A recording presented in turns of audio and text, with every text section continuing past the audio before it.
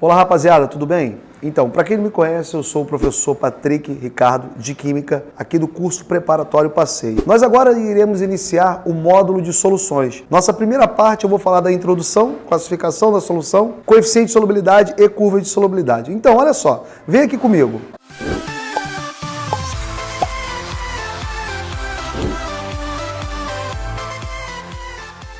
O que vem a ser soluções? Um conceito bem básico, eu botei aqui para vocês. As soluções são misturas homogêneas constituídas por dois componentes, soluto e solvente. O que é o soluto? O soluto é a substância em que a gente deseja dissolver e o solvente é a substância que dissolve. Vem aqui no exemplo, ó, sal de cozinha e água. Vamos tomar isso como sendo uma mistura homogênea. Quem é o soluto? O soluto é quem eu dissolvi. Quem dissolve quem? Bem, o soluto é dissolvido pela água, então o soluto é o sal de cozinha e a água é o meu solvente. Me permita aqui, desculpa, eu ia botar a fórmula, mas não é o caso agora. Repetindo, ó, eu tenho uma mistura, tomamos uma mistura homogênea de sal de cozinha e água. O soluto é quem eu dissolvi e o solvente é quem dissolve. Quem é dissolvido?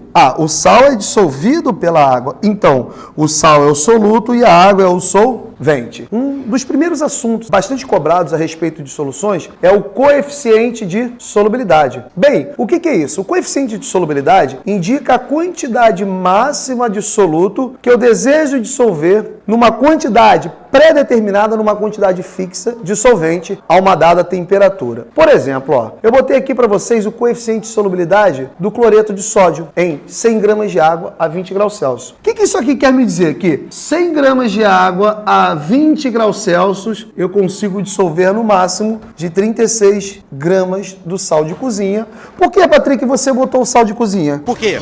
Porque eu quis. Que foi o nosso primeiro exemplo aqui, para dar a ideia de quem é soluto e quem é solvente. Uma consequência importante do assunto coeficiente de solubilidade que acabamos de relatar são as classificações das soluções de acordo com esse tal coeficiente. Tá? Eu conhecendo o coeficiente de solubilidade, por exemplo, do NaCl que vimos que é de 36 gramas do mesmo em 100 gramas de água a 20 graus Celsius, nós podemos classificar as soluções em insaturadas, saturadas e supersaturadas. Patrick, quando é que eu vou ter uma solução insaturada, por exemplo, de NaCl em 100 gramas a 20 graus Celsius? Toma aí, por exemplo, um copinho. Você pegou um copinho de água, tá? Com 100 gramas dela, a 20 graus Celsius. Se você for ali botar 10 gramas do sal de cozinha, você vai gerar uma solução insaturada. Tá, Patrick? Por quê? Porque qualquer quantidade menor do que o coeficiente de solubilidade, eu gero a tal solução insaturada. Agora, pega esse mesmo copinho de água com 100 gramas dela a 20 graus Celsius. Aí você vai ali e bota exatamente 36 gramas do sal de cozinha ou do NaCl, como queira. Você vai estar gerando uma solução saturada. Foi? Ao invés de você botar 10 ou botar 36, você vai botar 50. Opa, eu estou botando a mais do que o coeficiente de solubilidade. Foi? Então você vai gerar uma solução supersaturada. Uma das características das soluções supersaturadas, qualquer abalo mecânico, qualquer choque, qualquer contato, o que vai acontecer? Aquela parte que não foi dissolvida, ela vai para o fundo do meu recipiente, para o fundo do meu copo, gerando o tal corpo de fundo ou precipitado. Show? Então, galera, olha só, para a gente finalizar essa ideia de solubilidade, vamos falar das curvas de solubilidade. Tá, o que é isso? Alguém me ajuda! O que são essas tais curvas de solubilidade? São representações gráficas que vai indicar a variação da solubilidade em função da temperatura. Tomemos aqui este gráficozinho aqui, ó, coeficiente de solubilidade e temperatura. Eu peguei aqui para uma substância X qualquer e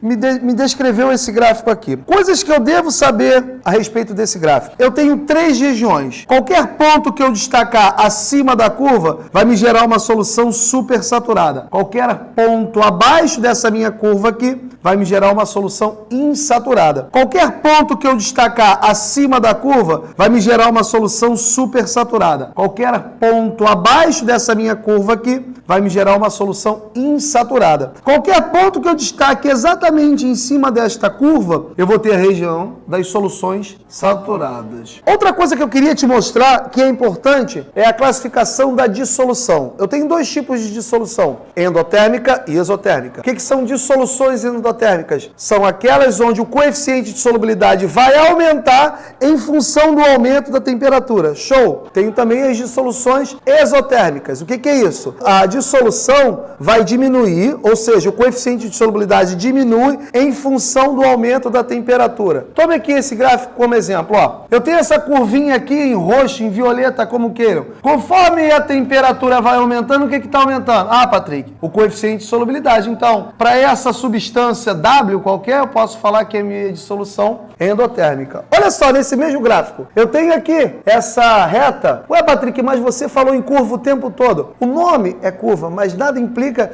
de eu ter também dentro de um gráfico CS temperatura, uma retinha. Pode ser uma retinha ou uma curvinha. Show? Então, para essa substância IT, qual, Patrick? O que você quiser. A minha dissolução ela é exotérmica. Por quê? Conforme a temperatura vai aumentando, ó, caiu o quê?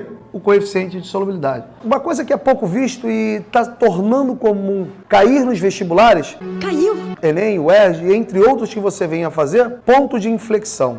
Tá, o que é isso? Isso é para uma mesma substância. O ponto de inflexão, para uma mesma substância, eu tenho dois caráteres. Inicialmente uma dissolução endotérmica, depois ela vira exotérmica. Meu Deus, que parada é essa? Oh, meu Deus! Gente, é qualquer substância que apresenta esse ponto de inflexão? Não. Geralmente são sais hidratados. Tá, Patrick, o que é um sal hidratado? Você tem a estrutura, o retículo cristalino, sal composto iônico. Eu tenho o retículo cristalino aqui e ao redor desse retículo cristalino eu tenho moléculas de água hidratando ele. Então, conforme eu vou aquecendo, a dissolução é endotérmica porque eu vou jogando água aí para a atmosfera no estado de vapor. Quando acabam todas as moléculas de água, eu só tenho um retículo cristalino. Aí a temperatura, o aumento da temperatura não me ajuda a dissolver muito essa substância. Então, me gera o quê? Uma curvinha exotérmica. Não esqueçam do ponto de inflexão. Galerinha, espero que vocês tenham gostado. Qualquer dúvida, coloque aí embaixo, valeu? Uma pergunta, um comentário.